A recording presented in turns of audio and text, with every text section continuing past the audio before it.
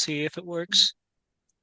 But it sounds like you're doing what I do with my holdings, where like instead of rushing for the exit, sometimes I'll like you said, wait for the bad news to digest, uh, wait until you know exactly as much as you can, Yeah. and then when you do, sell or make the decision to stay patient. And my take is if I do get it wrong and I get a loss, it's probably because I deserved it. Yeah, and in my case, given the return that I've got, I can afford insuring it, meaning I can buy protective puts, let's say 60 or something, and if something really, For sorry? those joining, we're talking about APGE, Yes, APGE that's falling today, and Jose is talking about his position where he's sitting on a twofold gain, right? correct. So to me, I can have tools because my average cost is in the 30s, right? Hmm.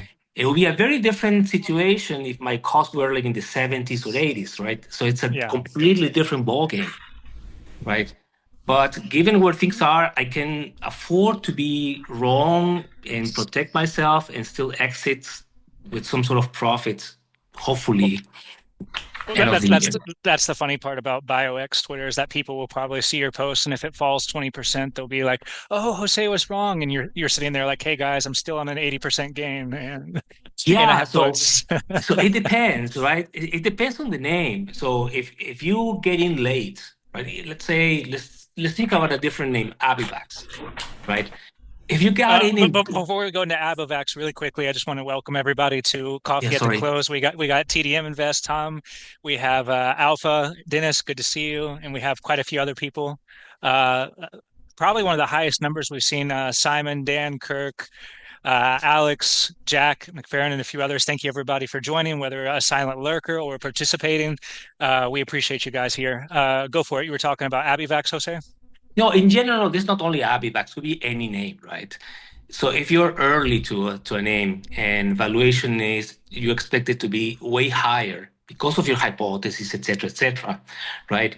So it has room to go. Let's look at Corvus, for example. It's one thing to be at 3 or 4 or 6 than at 25, even though it's undervalued. But it's just different ball games, right? Same thing with Apogee, same thing with Abivax. Could be any name you have, right? It depends on where you go and what your goals are for that, right? Could be that you could be a day trader or Mhm. somebody who really reacts to price. In my case, I am less reactive to price, but much more to valuation, right? So, and somebody else could do something different. So it depends on your own style, Mhm. etc. Right? Um, yeah, it makes sense. The last couple of days, I will start this coffee at the close by saying I got some pretty good news from Seeking Alpha. It looks like they're prioritizing the investment groups even more going forward, and they're trying to take some steps to open up the site more. I think everything was paywalls, et cetera, and that's kind of why traffic went down. So it's nice to see things opening up again, and they're realizing the value of the groups we have, like ROTY, the fact that it's not just a stock picking service or something, that it's actually what makes it sticky and people staying. Like I would love to take credit for it, but I think most people here for the ROTY biotech community aren't here for me. They're here for each of you. Like the fact that we have a community that we're all helping each other. You guys saw recently we had a doctor, I'm trying to remember his name, who just introduced himself in chat. Another new member who was engineer introduced himself in chat, and it's really really cool seeing how everybody welcomes everybody. We want to see each other succeed, especially when I get even more excited when I see it's a newbie, because I'm hoping that they won't have to go through all the, you guys know my story, how hard it was starting out. So it's just like very exciting that people hopefully won't have to go through that. But yeah, we're starting the year. Any thoughts, everybody? We got through J.P. Morgan. There was some M&A to start the year. Any thoughts? I know Tom, you're probably happy today with Coherus, CHRS taking off. Anybody thoughts to start the year? Well, I'm happy with Coherus. You got that part right. Yep. Was that just due to an analyst upgrade, or was there any news? I think it was just an analyst upgrade. Oppenheimer came in and gave it a $10 price target, and some good words. They talked about the pipeline and the potential. Uh, Obviously, it got some folks' attention. That's nice. Anybody else having a good start to the year, bad start? In my case, I've definitely had a slower start to the year, and I think I wrote it on X that, like, while everybody's chasing shiny new objects like Corvus, which to their credit, they had really impressive or promising data in atopic derm or wave. I've had some positive binaries. That positive binary, they jumped after I sold them, but I've been trying to focus. There was my piece on HROW Health that came out, and they called it an unsexy non-binary stock. And so I'm pretty sure I'm going to lose a lot of readers that way, which is fine. I'm not really writing about exciting stuff here, but I want situations where it's low downside and very high upside. And so if that attracts people, great. And if it doesn't, that's fine too. But we do have some more exciting stories as you've seen on the clinical side too, with Cullinan and CGM and Unicure, which we added recently. But anyway, what about you guys? How are you starting the year off? Down. Jose, Dennis, you guys. Points. Hey guys. I wasn't. I'm doing okay. I'm up modestly, but the thing is some of my augmentation is due to rumors, like Ascendis Pharmaceutical. So you get those kind of stories, and it's really kind of hard to tell whether this is going to stick or not. So there is that. Well, that was an interesting rumor in that it's a European pharma that would take them over in that scenario and not have to go through the FTC and all these things in the US, and all the worries right now, like with Abivax, where they're worrying about, whether a deal would go through because of Trump, and so at least that wouldn't be a concern. Wassim, I see you were able to join from work. Yeah, I hope. At least I didn't have to clock out to join. So you're gonna see like a boss looking. We'll tell you if we see anybody looking over your shoulder. So it was a tricky start of the year because Corvus was one of my biopicks. It was either CRVS or guts, but I've decided to go with guts because of just how it was already phase 2 for guts. So I was like, okay, maybe a little de-risked. But so with guts, I went with equity. With Corvus, I just bought 6 calls. Unfortunately, I sold those 6 calls Friday, and they released data Tuesday. So I was able to get a 30% profit on those calls. But unfortunately for me, those same calls Tuesday, and I'm saying Tuesday because Monday was a holiday and the markets were closed. Tuesday, those calls were up 600%. And by Wednesday, 900%. So, yeah, How did that feel? Yeah. Not as bad as a loss, honestly. Not as bad as a 80% loss. It's funny how that works, right? Those biotech gut punches where you wake up and you have like a 90% loss or something in a position that was high conviction for you. Those are like the ones that can ruin your day or your week or your month if you're not careful. Exactly. So I'm not feeling bad. I was able to buy more after the data that morning, and that was up on equity 60%. So I was able to not feel that bad, but still. That's really smart, man. I mean, that might have even been a better buy, like as far as you waited until after the data and then you bought it before the market could assimilate it. Like even my friends who made a killing on Corvus, some of them were saying that was their biggest concern was a sell-off if it failed to separate from placebo, or there was a very high placebo rate. There could have been several scenarios where it was down 50%. So as we call that hindsight capital, you look backwards and you're like, I should have, I would have, I knew this, but you have to focus on the present. Yeah. So during that weekend, I was able to learn more about atopic dermatitis and about what they were doing, what Nectar was doing, because I owned some of Nectar. So after that, I sold my position on almost all of my position in Nectar. It's small right now. Added today to APGE. So I'm following you on that one, Jose. And don't do that. No, don't do that. No, keep in mind Jose's cost average, right? Jose, I think he's sitting on a double, right? Yes. I'm not following you blindly, so don't worry about it. Yeah. Yeah. One thing that's been fun too is I've noticed our non-biotech channel has been taking off a lot lately with ideas outside of the sector. And I think our chat conversations overall, we've had a lot more participation the last 2 weeks than we've had in the past. Like we always had good participation, but it shot up a lot. And I think part of that has been new members, but part of it has been our new disclosure policy that I put it in each weekly recap post that from now on. It was only a couple people asking about this, but the more they, if this was per your all's feedback, that it's better that we have a rule that whatever is said in chat stays in chat.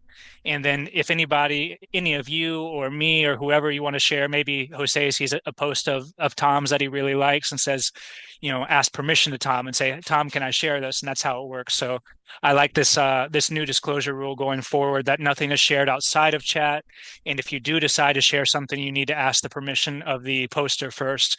And I think that way people feel a lot more comfortable, not only in sharing, but anything that they do share won't be provided out of context to somebody else. So that's been a really positive development going forward as well. Just FYI for those who maybe didn't notice that was the case. That's a good plan. I didn't know you had done that, but I saw you were posting a lot on Twits, Mhm. and then you stopped posting on Twits. So Yep.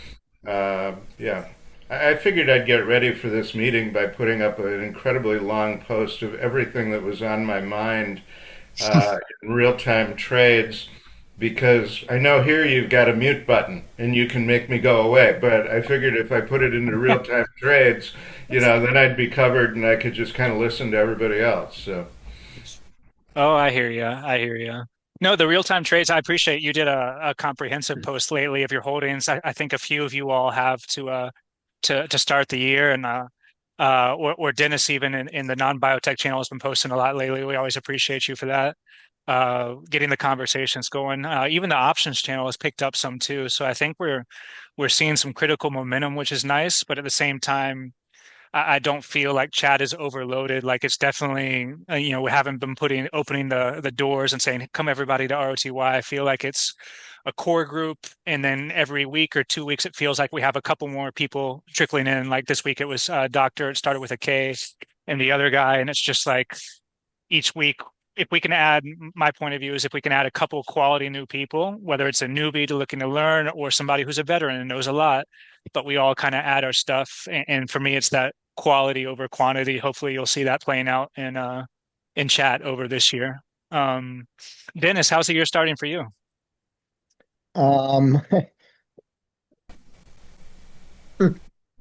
well, other than the fact that I live in Wisconsin and it was minus 11 at noon. The rest of you are in the uh, domicile here in the US. You're probably looking at some pretty crummy weather as a result of this massive front that's coming down from Canada and so on. But specifically, one of the things that has really worked well for me is Micron Technology. Um, it's worked out very, very well for me. I still think it has a lot of traction. It's interesting to watch some of the commentators who say that it either is or isn't overvalued at this point, and what all of the issues are with Micron. But at this point, I'm sticking with it. I also have a little bit of an inside. Just I know some of you know this. That I have a son who works for a Japanese company that distributes dicing machines and other things to Micron. I get some feel. I know that he's in the position where he's got to hire a whole bunch of engineers for the Boise plant, and so that's somewhat of an advantage, at least with one stock that I know much better than the rest of them. I gotcha. I think we have Jack there. Is that you, Osmium, Jack? Yeah, I It think is. so. It Hey, is. good to see you there too. Uh, At least I don't know if your camera is working. In my case, I did the YouTube video recently on people. The basic gist was being a coach or a critic, and the problem is, at least for me, I'm a critic. Like I will be very, very self-critical to the point that I get negative when I miss Corvus. You know, it runs after I sold it, or a wave, or I buy something like Telix and it keeps going down. Like I can be very hard on myself. And there was this it was I think it was actually a sermon by a pastor recently, but applying that to biotech, he was saying like where you can be a coach, you can be positive, you can actually give think of Mick and Rocky or something like that, where you can actually tell yourself, here's how I can improve, here's what I can do going forward. And it resonated with me because I have a few of you in chat and also a few in X who private message me. And it's just like every decision they make, if it goes the wrong way, they're just like, I'm the worst. I bought this and I knew it was going to go down. And then they dig a deeper hole, get worse on themselves. And in the worst case, they either quit biotech, which is fine if you decide it's not for you. But it's just having a negative mindset is everything against you versus having a positive mindset could be the difference between making it and not. But the funny part about that video is I couldn't get my camera to work, and I tried everything in the book, the fin plus all the different F1s, F2s, until I realized it was actually uh this physical thing that covers the camera. So I must have thumbed it by accident and covered my camera. So that tells you how low tech I am. Tom, is there any name that you're especially liking out of the black sheep to start the year? Well, I mean, everybody saw the list, or if anybody wants to see the list, they're there. I don't want to take everybody's time to rehash it. I've been, in some ways, a little bit surprised on the pullback from FBIO, and I see it as a pretty good opportunity right now. It's, in my mind, quite de-risked. Market cap is still stupid cheap. I was intrigued that the last couple of days DERM was perking up a bit, and don't know if that's just anticipation or if there's any reality behind it. But I think that when FBIO gets their structure sorted out, which will happen fairly soon when they sell the PRV, and that'll determine what happens with the preferred stock, which is a big cloud hanging over it. But then I think after that we get into the ER for DERM that'll be coming up in your call a bit. during the call. I went over to the health campus. I thought that would be a good way to make an appointment. I'm trying to make it. There we go. I took care of that. All right. Go ahead, Tom. Good. Yeah, I thought that was my conscience talking. All of a sudden, I'm schizophrenic. There's two of me. So I think, within the next 90 days, we're going to see FBIO clean up their house a little bit, and we've got DERM coming with an ER for the spring. And if that shows well, I think that FBIO's got some great potential. FBIO owns how much of DERM, do we remember? That's the thing about every time you turn around, the numbers change. But the most recent one I've seen is in the 35, 37. Hey, Anthony. Yes. Yeah, I'm good. How are you? I took care of that one too. Go for it. All right, you're shooting duck at the carnival. So I think I think they own about a third, maybe a little more of DERM, and DERM is, I think, up around 200 million now. Let's say 210, so a third of it's 70 million. With the pullback, FBIO, I think they're right around 100 now. So you got 70% of the market cap of FBIO just in the DERM shares, and they've got cash on hand, and they've got the PRV that'll get sold at some number, whether it's 125, 150, or 200 million, but they get 70% of that, and also the rollout on the checkpoint drug through Sun Pharma that was recently announced, and Sun held off on that because they wanted to get a broader label, and that they did win, and it's in place, and so The checkpoint drugs going to market, QTEX 101's going to market, the PRV's in place, DERM's already in the market and growing, and there sits FBIO with a nominally 100 million market cap. So to me, that doesn't make a whole lot of sense. I gotcha. I guess my one concern, I think we mentioned it in chat, is it says that in their presentation, their whole strategy is, getting these assets, licensing them in, licensing them out, and only keeping a small royalty on them, right? Downstream economics. So sometimes those aren't properly valued. It might maybe worth a lot more to you as the business owner, but the market sometimes doesn't recognize that, right? For sure. Yeah, I mean, but it's biotech, it's fickle. I think right now the biggest problem is that number one, nobody knows how much they're going to get for the PRV and how the funds are going to be allocated. And number two, with the preferred being in default, it kind of throws a whole cloud over the whole picture. I suspect when those two things get resolved, and they're related, highly likely that they're related. So I think once those get sorted out, we'll see FBIO become a little more investable. As far as your point, Jonathan, about them taking slivers, I think I replied in chat. I think that's a byproduct of the soft biotech market and difficulty of finding financing. I mean, obviously, they're going to keep whatever they think they can afford to keep. The more the merrier. I don't think that they have a fundamental. I mean, they own 72% of Cyprium, which is the company that did QTEX.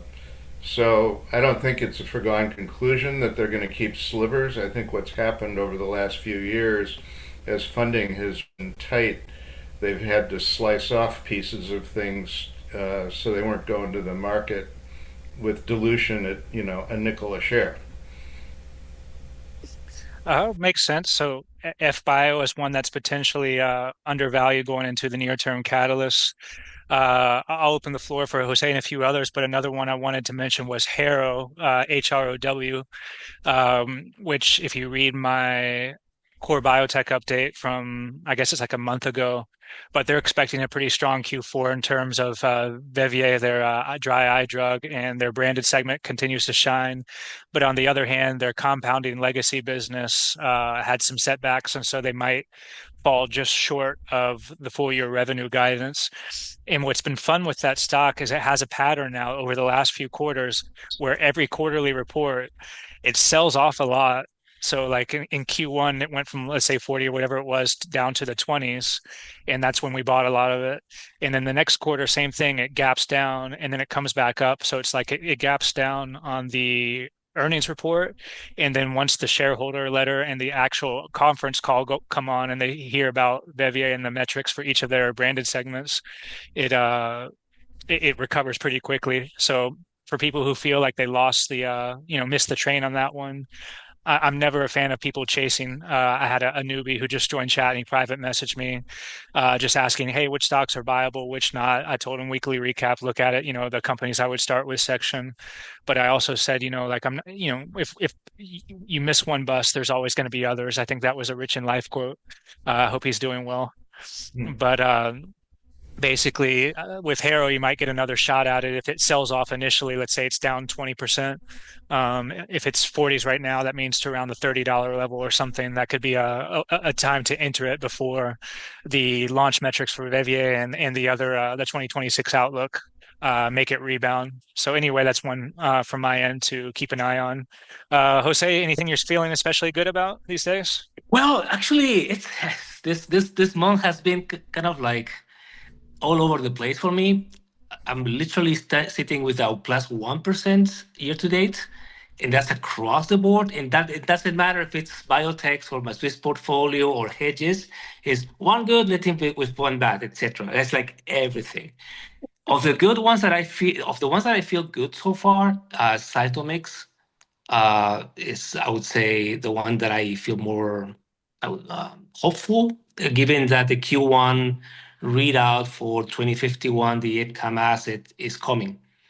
It's risky because it depends on can they maintain efficacy and can they manage safety tolerability? That's a big one. If so, given that this is a hard to treat population, this has the potential to go. If not, back to reality, right? As it usually was with this company. That's one. Secondly, and I'm pleased. The company is also is performing fine. Which one is this? ORKA is ORKA.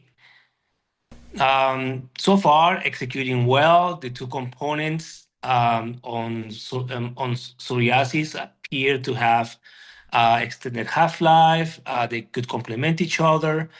It doesn't have a lot of pipeline, to be honest, but there's a data readout in the second half of 26.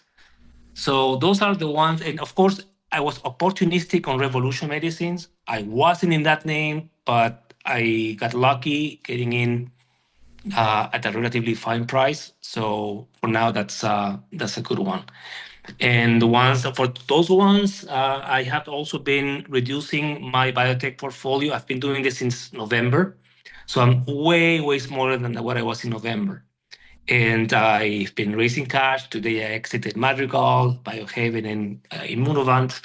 I might be doing something similar with other names, but that's kind of like where I am. And that's mostly not necessarily because of valuations, but because of the market. So it's myself just being a little bit more cautious than normal. Yeah, makes sense. It's nice that when everybody's chasing shiny new objects, you're thinking first about how much you can lose, right? Yes. Another one that we were talking about before was Iovance, IOVA, which I know a lot of people are very bearish on cell therapy, especially for solid tumors, but in general. But a few things that brought me back on were their real world data, like when they were used in earlier lines, after first line therapy, that response rate went up to above 60%. The KOL calls were showing that the logistics, another reason I stayed out of it, were getting much better as far as, the company taking control of them, that doctors who were using the therapy felt well supported, that the IL-2 preconditioning, which of course is quite harsh, was not as big of a deal as before. As they get used to it, they have the endometrial cancer data coming up.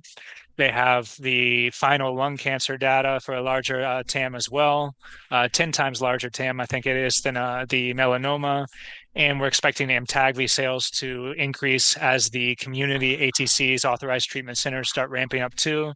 So it's kind of like Corvus, or what was the other one? IBRX, Patrick Shunshyong's company, where they had really high short interest. I want to say Iovance has something like 35% short. So they could be short for a reason, and I get burnt the second time. The first time I was in this one, I did poorly too. Sold it at 6, re-entered close to 2. So we'll see if this time around it does better. Wassim, is there anything? Are you there, Wassim? Is Yep. there okay? Anything you're happy about these days or looking into? I'm looking into guts, which they're expected to do a readout before the end of this month, and that is my biopic for this year. It's not even a drug; it's a procedure. So it's really hard to put a valuation because of how it is. Like, you have to pay similar to Iovance, right? It's a procedure. You have to have the patient in an outpatient space, pay a doctor to make this procedure, see how insurance is going to cover all of that. But it's sitting at a very low market cap, so I'm going with that one. But I really wanted to ask Jose about IDEA, because he's been holding it for a long time, and I know you posted on X that you cut the position on IDEA. I just wanted to know if it was because of something you've seen in the company, or is it just your broad strategy of positioning yourself because of the market movement? Two reasons. The major one was exiting some names because of my overall approach. Secondly, I do expect the upcoming readout on the darovasertib to be positive. But when I think about total addressable markets, I think that the next asset, which is 849, is perhaps the big value driver for IDEA. And then, for that one, I think if I remember correctly, the upcoming catalyst is end of the year. So when I think about that, I say like, well, I was sitting with a good chunk of profits in here, so I prefer to just take those profits. Take some. Right, and wait sometime mid 26, later 26, and get back for the next asset. So that's essentially my way of thinking. Got it. Yeah, thank you. Yeah. I see we have Jack here as well. Jack, your Anixa ANNX has been taking off ahead of the GA readout, right? Yeah, You guys know Jack as Osmium in chat. when I bought that, I wasn't even, I mean, I knew about GA, but I was thinking about GBS. And I didn't buy much of it. I bought less than $875. I happened to just look. It was like $1.75. I just bought 500 shares because, I don't know. It was risky at the time. It seemed risky. You have to get through FDA when you're running a trial overseas. But I listened to several of their presentations, and I really liked the CEO. I liked their science. And the trial hit, and so what I did was I didn't want to make a large bet, and I just bought 2 tranches of options, thinking stupidly that by December 15th, the FDA would have to give them a response. They had the meeting in June, for Christ's sakes, but still, of course, they haven't gotten clarity, and it's December. It's unbelievable, the FDA. Tell us what you really think about the FDA. But the stock was, they're doing very well. The GA data is coming in, and they're doing very well, and the stock moved up, and the options, the strike price was 3, and they're worth, much more than what I paid for them. I exercised the first tranche because what I see is geographic atrophy has no drug that prevents the loss of vision, and their data holds the promise of preventing the loss of vision. They're the only trials that have demonstrated that. So I have one tranche of 1,000 shares that I exercised in December. I got another tranche for April. Oh, it was January. I just exercised them. It's another tranche for April. And I bet the stupid FDA won't respond to them by then. Jesus Christ. They're unbelievable. They're just taking me back. It's taking me a PTSD. But thinking that I'd exercise them and I would hold them long term because, I think stocks can go up if they hit the geographic atrophy. I think GBS will be licensed in Europe. The Europeans will approve it because the drug actually works. They have actual science demonstrating why it works. And eventually, maybe even the FDA will approve the thing. God knows. But whether or not they do, if the FDA approves it, they hit the geographic atrophy. I think it's a $25 stock. So I think that I think there's some upside there. So, but other than that, I haven't made a large. It's not even a large investment. I hedged that investment by buying options. I'm still trying to unload my last, a tranche of TMDX. So, there's not, the stock I invested in, Jonathan, was Quire, Unicure. I like that because you have the assets are there. It's going to get approved in Europe. I don't think there's any question about that. They're adults. And I think that places a lot of pressure on the morons at FDA. So, and if that stock gets approved, I think the stock is going to re-rate. I mean, I don't know what happens, do you think, to the price if the FDA, decides that they're going to rely on science instead of bullshit? I'm going to include that as part of my thesis. Yeah, That's a big stretch, Jack. I think you're pushing it there. Yeah, maybe, maybe.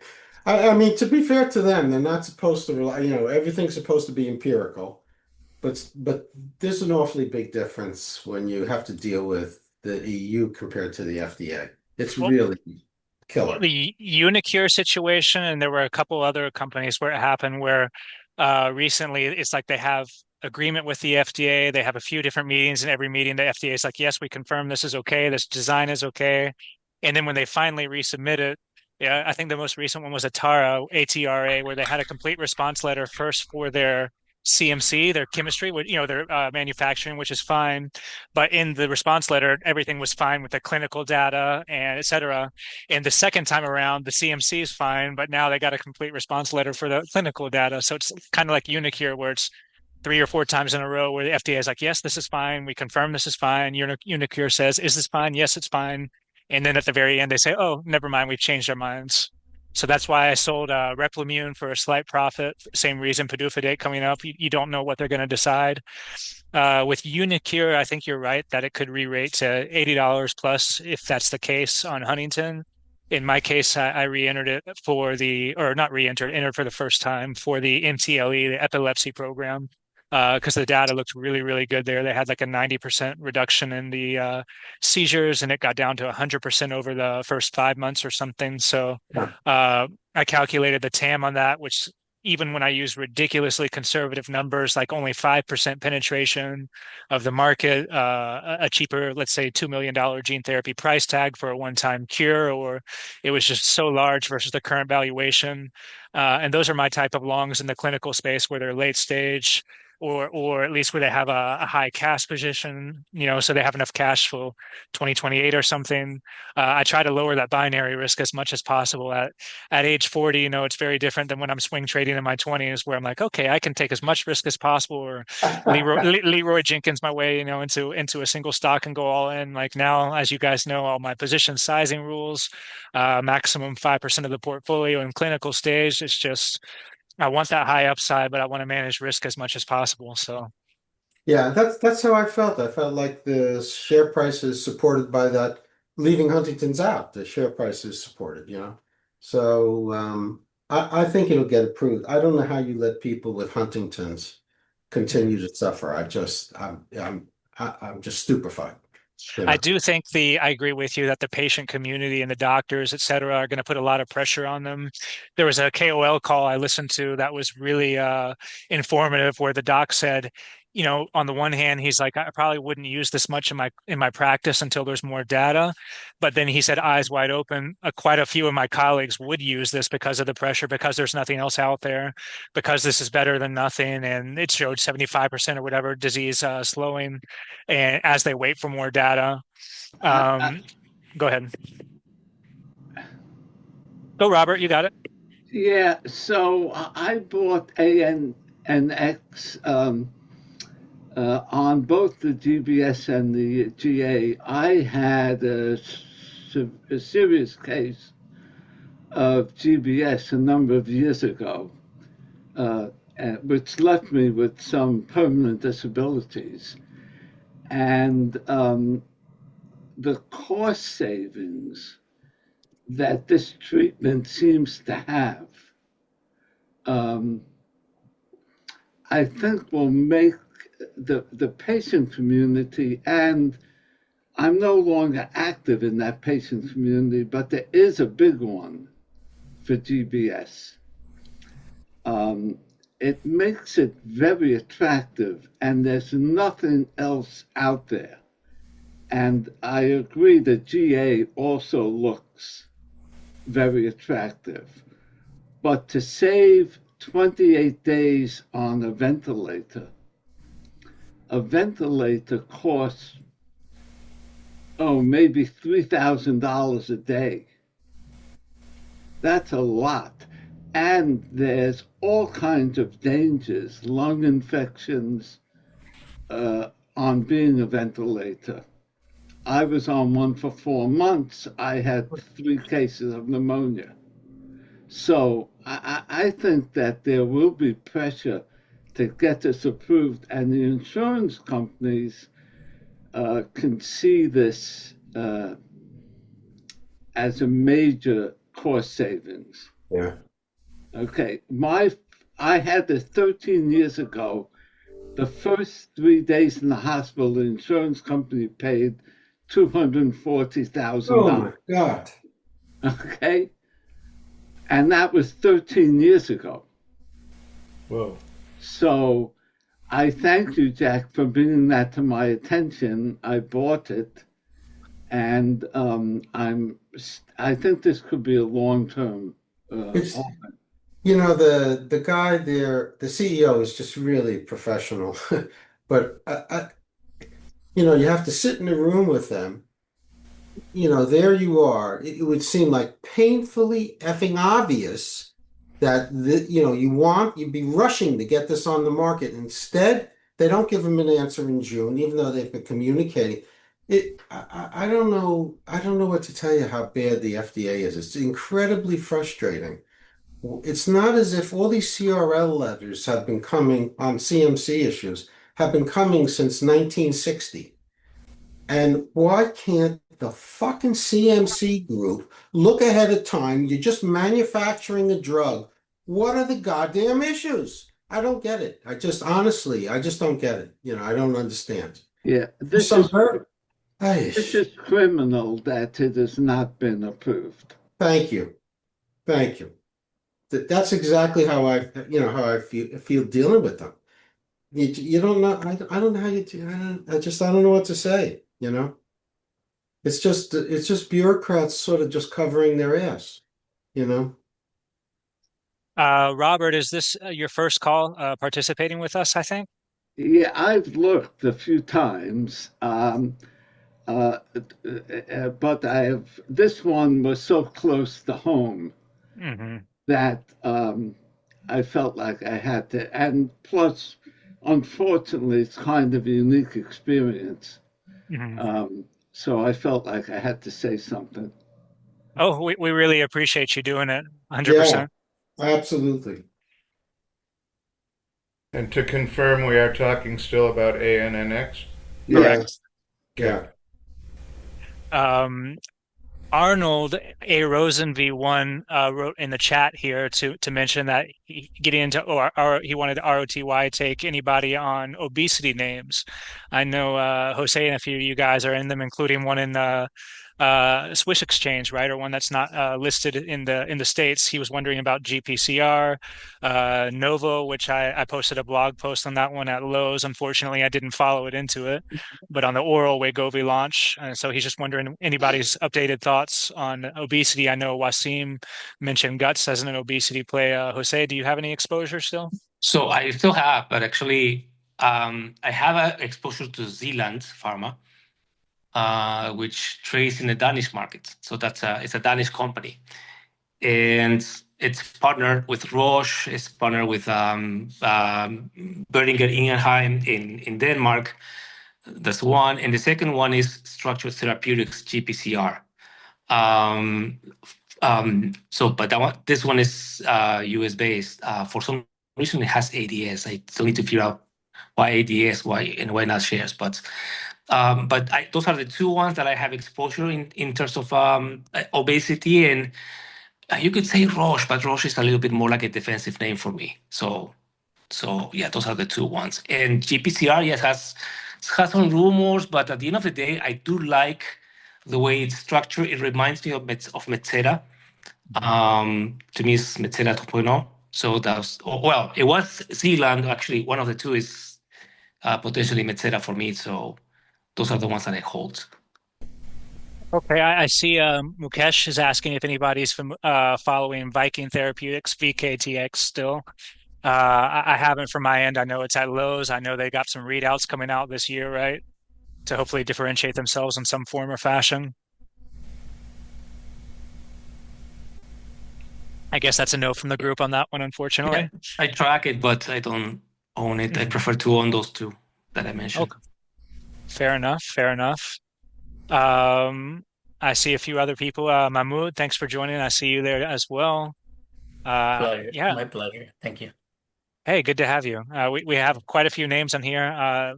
whether it's newbies, us veterans, anybody who wants to, whether by this video or in the chat window, say others that come to mind.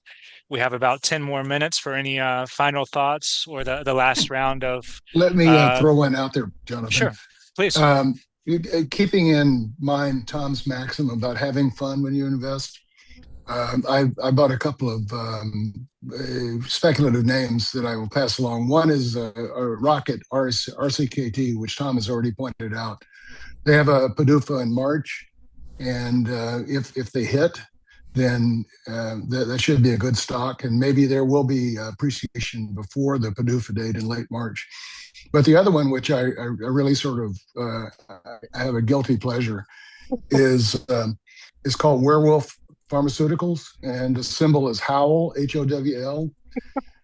The story here is that they're early stage clinical. They don't have huge amount of cash, 65 million or so at the end of the year. So they need some money, but the asset is that they've had a couple of really promising trials on some of their interleukin drugs, and they want to shift to TCEs. And the idea is, and I'm following here a research report from Merrill Lynch, Bank of America. The notion is that they're actively looking for partners from big pharma on those early stage clinical drugs. And if they are able to convince somebody to buy those, then they'll have plenty of cash, and then they'll be able to really fund their research on their more promising TCEs. So it's trading around 69 cents. And, the Bank of America report has a price target of 7. So we'll see how it works out. In other words, it's sort of a asset type story. So if people want to have, as I say, some fun, you might take a look at that. Hey, Steve, we appreciate you. Thank you. I think it's actually a good thing on these calls. We have a few speculative names as long as people know their spec. It was Dr. Stephen Vig who a few calls ago, he pitched Listeria, is it? LSTA, and that was a very spec one, and that just got bought out as well. So that's quite interesting. Dan asks, what tools do people use for technical analysis? I'll leave that open on the floor. From my end, I'll type it in the chat window. I use FinViz, just the daily and the weekly charts. I always say I have the TA skills of a third grader. I just use the major moving averages, the 20, the 50, and the 200. And the 2 different time frames, I'll use the daily chart and the weekly to zoom out. Sometimes on the daily, you'll think something's run without you, because you've seen the chart go straight up. And then you zoom out to the weekly and you realize, oh, this is still on the lower end of where it's been in the past. So FinViz for me. I don't know if you guys use any other charting tools you'd like to tell Dan.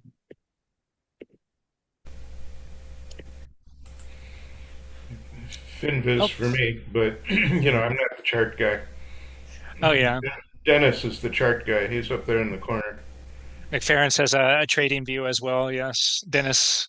Yeah, I use stock charts, and one of the things that I found in the past, and this was from a guy who was a hedge fund manager, is that he used an 8, an 18, and a 38-day exponential moving average.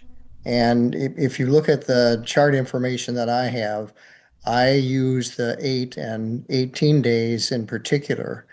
And I find that if you're really a volume or a pick them off the bottom of the street type stock picker, that particular stock charts, and I use they've got several different levels of cost and assistance. And I try not to keep that very complicated because I find that the more information I have, sometimes the worse off it is.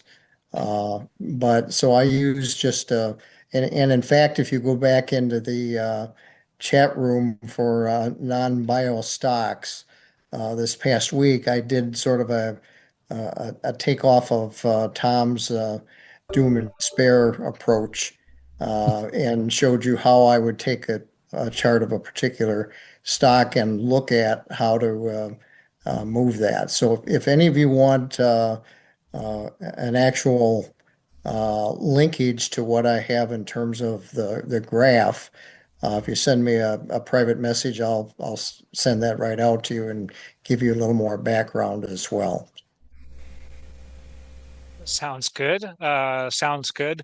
Before I forget it, I remember Susam pointed out a good question that in the past I've been posting these videos and just leaving it there. But I think going forward, I'll put the bullet points out there as far as, at minute 2, we discussed APGE, or minute 5 was FBIO, et cetera. So it'll make it easier going forward for everybody to find the commentary of the names they are interested in. So I'll do that with the replays from now on. So, Jonathan, Go ahead. if there isn't a specific agenda item, I'm curious. Sure. I'd like to go back to Corvus. I'm not in Corvus. Everybody's watching it with starry eyes and wonder. I'm among them, of course. But I'm looking at it, and so we've got phase 1 data, and we're at $1.9 billion of market cap. And how long is it going to take before they sell anything? And why is a phase 1 worth almost $2 billion? It's mind-boggling to me. Jose? So yes, I can comment on this, and using APGE as example. If you go back to March 24, when APGE showed pretty much the same thing as Corvus, right? Phase 1, and showed up. So market cap didn't go to 1.9. It went to 3.7 billion. Okay, so I would say that perhaps this is kind of like a reflection in general of the desire of people looking for a replacement of Dupixent, given the massive total market in atopic dermatitis and potential additional indications. So just because of that, I would tend to believe that 1.9 billion, which appears to be high, may not be that high, right? So it could be reflected in those expectations somehow. Tom, in some cases, if you have a disease state that they feel is well understood, and if there are predicate therapies that, are selling a lot of money, but they're not perfect, you'd like them to improve a little bit. So you come along, you're in the same pathway, same type of drug, it's the same model, only you don't have the AEs look wonderful, right? That can get someone in big pharma excited, because you got these guys there in big pharma that they're really experts on the drug indication. They understand everything about the development of the other drugs.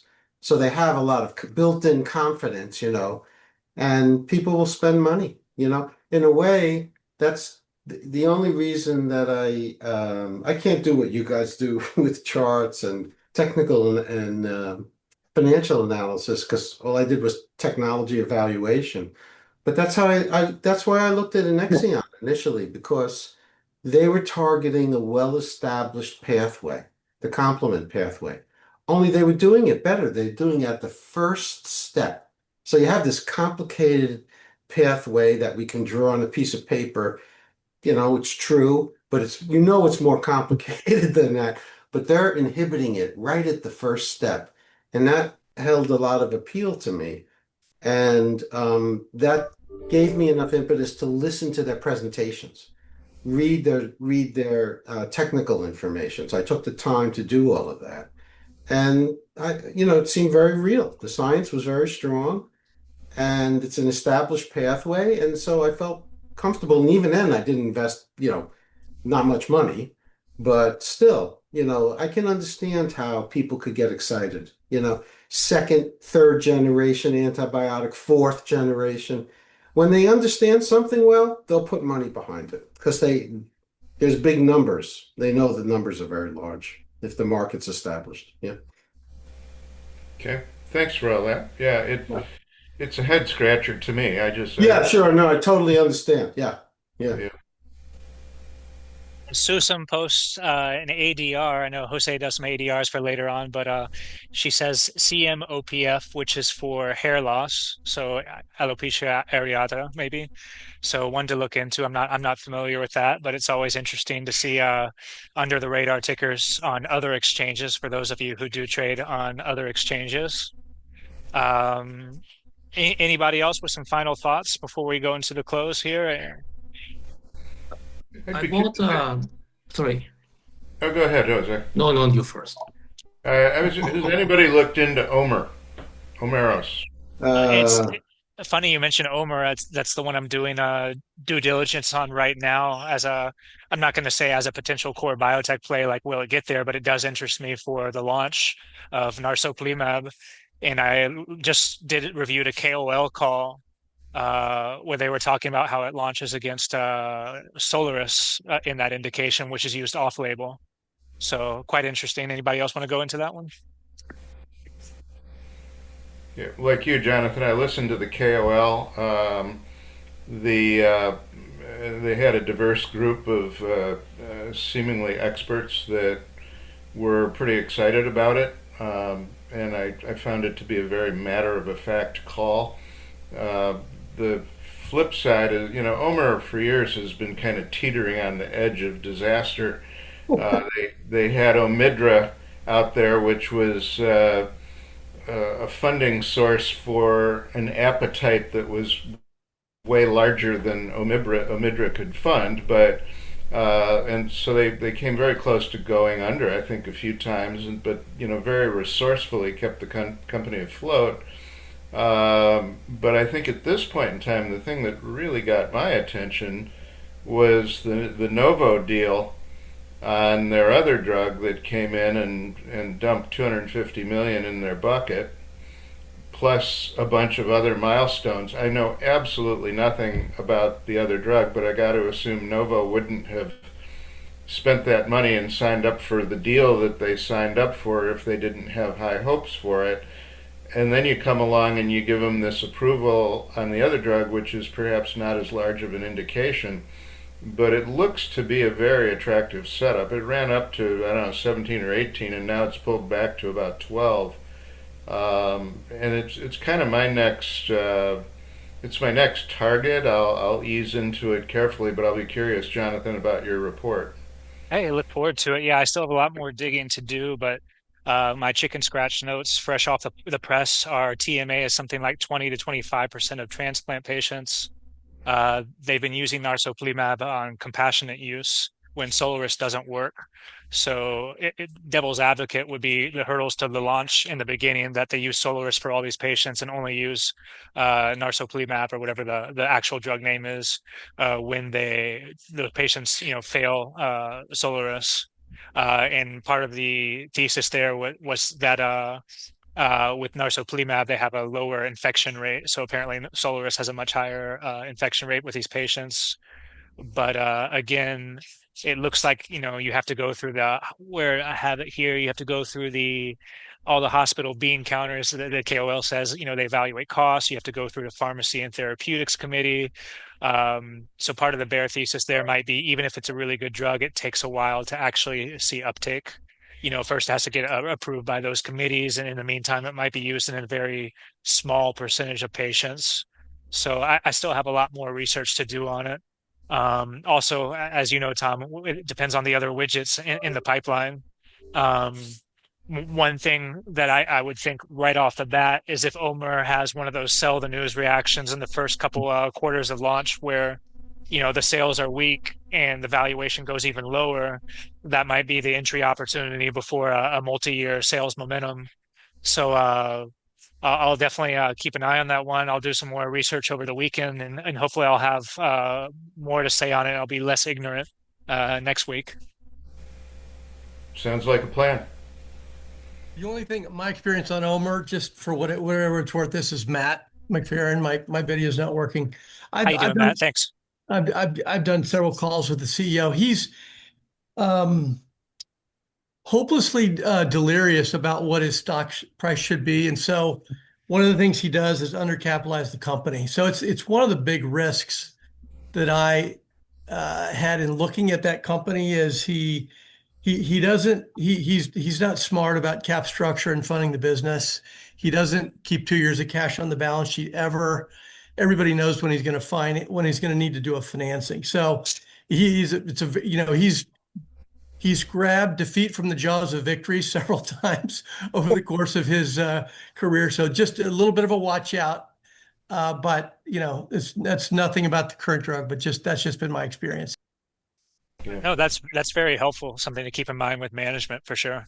One of the things I learned the hard way is, management that overpromises and fails to deliver, or their cheerleaders.